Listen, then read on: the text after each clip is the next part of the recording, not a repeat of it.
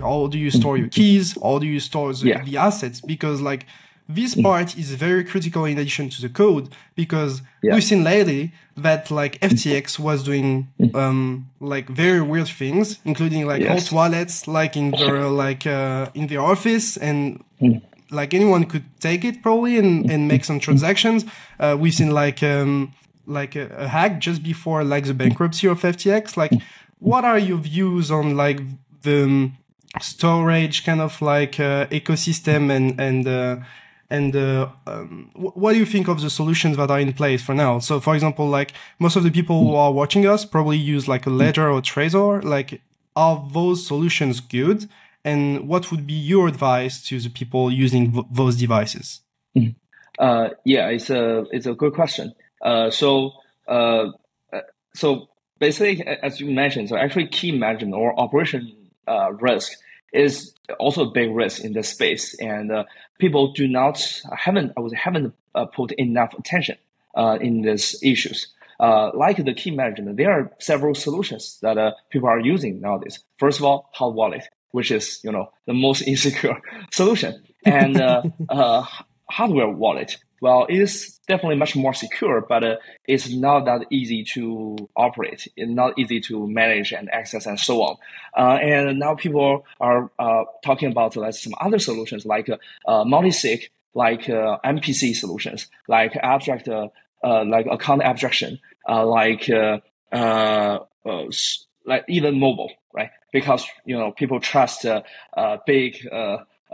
This companies that made phones like Apple, right, Samsung, and so on, and they trust this mobile devices and use mobile devices to store private keys. I would say that at this stage, most of the solutions are vulnerable to potential attacks, and I can give you several examples. Actually, just this month, Apple acknowledged Certik in their security updates for iOS. And actually, earlier in August, Apple also acknowledged Certik. So they acknowledged us in twice this year about the security updates. And we identify issues in iOS, in iPhone, that there are ways that attacker can get a privilege mode on iPhone, and then run their apps in a privilege mode, and then can steal, let's say, sensitive data, can do lots of unexpected things. So that's the vulnerabilities we identified and reported to Apple, and they accepted. And also earlier this year, May, you can find that Samsung on their website, they also acknowledge Certik about our. Actually, we find several critical issues in the Samsung blockchain key store.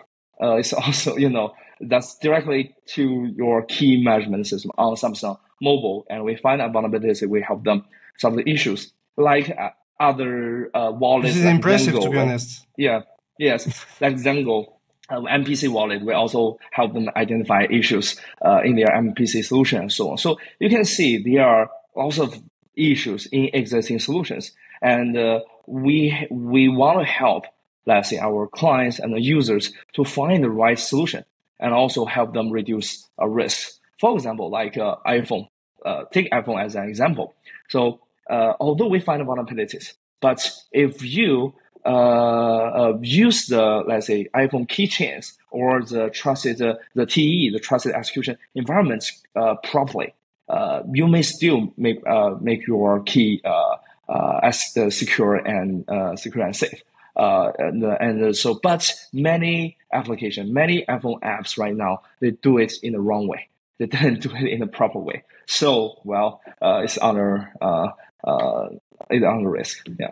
Even like the hardware wallets are breakable in a way. I heard that like basically any ledger or any Trezor could be hacked. It just depends on the amount of time you have and the money you have, because apparently you can spend like maybe 1, 2, 3 million euros like for like in like 6 months, like in a lab, to kind of like find like issues and break the treasure of a ledger. So this is something definitely possible. And my question regarding this is pretty simple: is how does billionaires store their private keys? Like, how do they handle this thing when you have like such a large amount of money in your hands?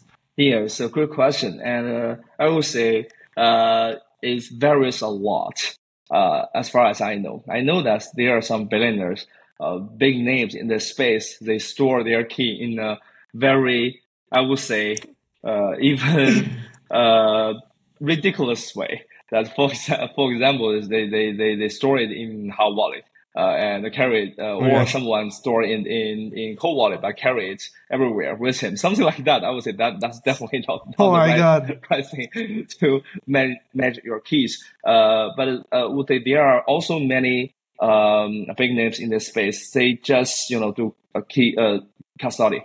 They don't want to manage key by themselves. So there will be some firms that manage keys for them. And a bigger, like Coinbase, for example.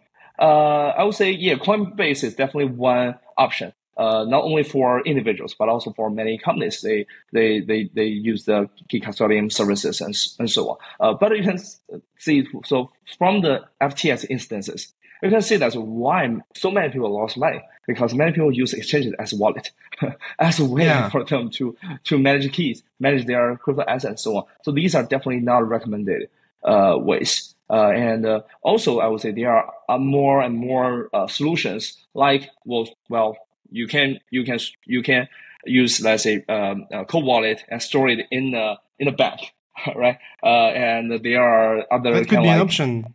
Yeah, that's I would say very popular option. A lot of people use it. Yeah, I know it for sure. And so I was thinking about the ETF. Regarding like possible approval of like the ETF spot for Bitcoin, we've seen some actors like some companies, some funds like BlackRock attempting to have these kind of ETF spots approved. How do they plan to kind of say like store their private keys, all these assets related to the funds that will be invested in ETF? Because like we're potentially talking about like very, very, very large amount of money. And so if you had to do it, or if you already knew it and knew how they plan to do it, like how, like what are the plans on this, and how would you do it if you don't know what they are planning to do? Yeah, it's a good question. So first of all, I would say that there are definitely a lot of more details that are getting involved, including, to be honest, how, let's say, MasterCard, how Visa are manage their key. Right, they also need this key to do to sign transaction, all this kind of stuff. How to manage a backup key and so on. I talked to some very traditional finance people, high-level people, and told me, we can't imagine how complex, how complicated, how secure these keys are stored, managed. It's kind of like the movies that we have seen, in Mission Impossible and so on. So it's something like that, actually. And I would say that when this ETF, let's say, when ETF got approved, when this big institutes like BlackRock and like Temasek and so on, when they enter the space, how will they manage keys? I firmly believe that they will do it quite like in a traditional manner, about like maybe similar to how MasterCard, how Visa card manage their key to do signing and so on. So they may not adopt, let's say, the Web3 solutions like MPC, right, and so on. But how exactly they will manage the key, I would say, I don't think they will release lots of details. Yeah, of course. But like in your opinion, if I wanted to do it, like, would I be able to store my keys just like BlackRock? Like, do we have, like, as a retail, like all the tools available to do pretty much the same, or various kind of tools or techniques that are not available to the public? Yeah, I would say, first of all, I don't think so. I don't think that solution can be accessible to average users because it's so complicated and the overhead is very, very huge. And I don't think every people want to pay that overhead and also can suffer from the complexity. And then what are the solutions? So we hope that first it can give a relative high security insurance, and it's still much easier to operate. So I would say the solution sits in the combination of secure software technology plus secure hardware technology, and that is why Certik we are and also I would say mobile devices, because that is definitely much more easier for every user to access and manage their assets. How to make it indeed not only accessible but also secure? There's still a long way, and this is one of our current focus. Yeah.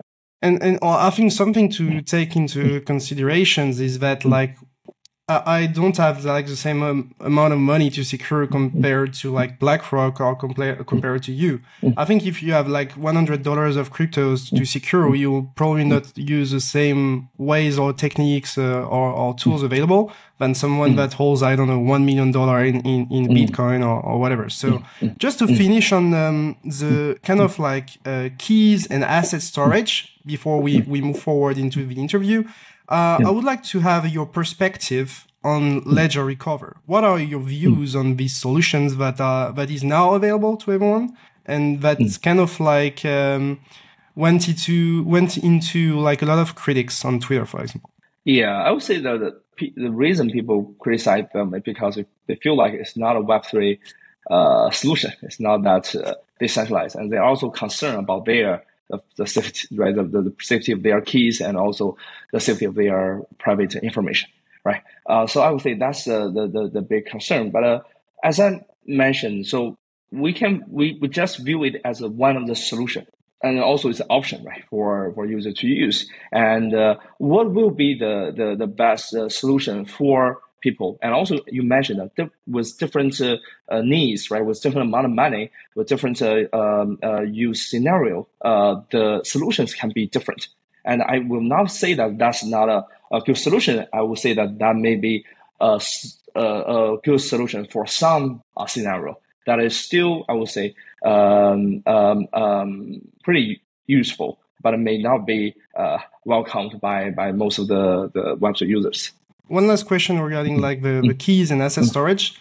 If you had to tell your friends that have like, I don't know, like $10,000 or $50,000 in crypto, how to secure their assets, like what would be your like key things you would like them to apply or to consider when securing their assets? Yeah, I would still recommend hardware wallet, and but save the key in a safe place.